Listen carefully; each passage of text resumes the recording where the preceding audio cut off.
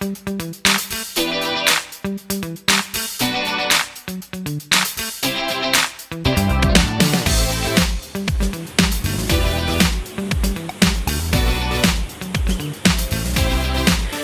setia Tuhan, seberapa sering kita mendengar dan bahkan pernah mengatakan kata pasrah.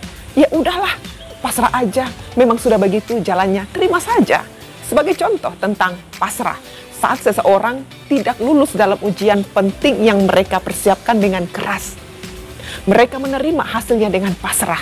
Mereka menyadari bahwa mereka telah melakukan yang terbaik dan tidak ada yang dapat mereka lakukan untuk mengubah hasil tersebut. Sebagai hasilnya, mereka menerima dengan lapang dada dan tidak merasa terlalu kecewa atau frustasi. Mereka menyadari bahwa hidup kadang-kadang tidak berjalan sesuai keinginan dan keberhasilan tidak selalu dapat dijamin. Mereka menerima kegagalan ini sebagai bagian dari perjalanan hidup dan siap menghadapi tantangan yang akan datang. Dalam situasi ini, pasrah bukan berarti menyerah atau menunjukkan sikap apatis, tetapi lebih kepada menerima dengan ikhlas dan mengambil hikmah dari setiap kejadian yang terjadi. Itu kata pasrah. Perlu kita perhatikan bahwa pasrah dan berserah adalah dua arti kata yang berbeda. Berserah berarti berpikiran optimis atau positif, tetap berusaha dan mengikuti apa kehendak Tuhan. Pasrah berarti berpikiran pesimis atau negatif, tidak berusaha dan hilang harapan.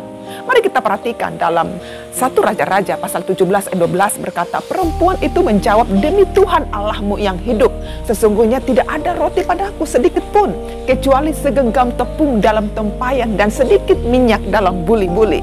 Dan sekarang aku sedang mengumpulkan 2-3 potong kayu api. Kemudian aku mau pulang dan mengolahnya bagiku dan bagi anakku. Dan setelah kami memakannya, maka kami akan mati. Sahabat setia Tuhan, untuk sebagian orang sikap pasrah adalah sikap yang kurang baik. Orang-orang sering mengatakan never give up, jangan menyerah. Tidak salah pernyataan ini. Sebagian orang lain juga berpendapat pasrah adalah sikap rohani, artinya menyerahkan semuanya kepada Tuhan. Pandangan yang mendasari sikap ini adalah keyakinan bahwa memang sudah begitu jalannya. Sudah nasib, mau diapakan juga tidak bisa lagi. Begitu kata orang-orang yang menganggap pasrah sebagai suatu sikap rohani yang baik. Lalu, manakah yang harus kita pilih? Manakah yang benar? Kita perhatikan janda di Sarfat dihadapkan pada kenyataan yang tidak terhindarkan. Musim kemarau yang panjang membuatnya tidak memiliki apa-apa lagi kecuali segenggam tepung dan sedikit minyak dalam buli-buli. Apakah janda ini sudah berusaha? Pasti sudah. Berusaha adalah naluri manusia untuk bertahan hidup. Namun realitas yang terjadi juga tidak bisa diabaikan. Kondisi memang sulit, apalagi statusnya sebagai seorang janda. Frustasi itu kian meningkat dan sampai pada satu titik kulminasi akhir. Dan perhatikan perkataan janda Sarfat ini ayat 12 bagian C. Jika kami mengolahnya, maka kami akan mati.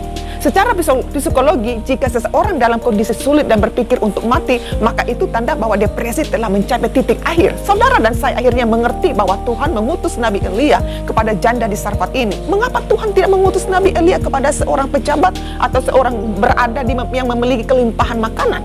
Mengapa Tuhan memilih janda di Sarfat yang susah dan pasrah ini?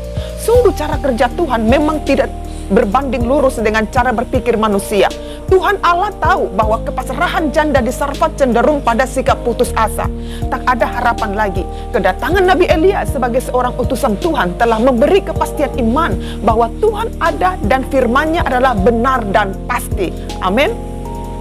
Dari pengalaman janda di Sarfat ini memberikan kita suatu pengertian bahwa sikap pasrah memberikan kita dua dimensi penting. Pertama, mengakui kenyataan bahwa kita memang lemah dan tidak mampu mengubah kenyataan yang ada.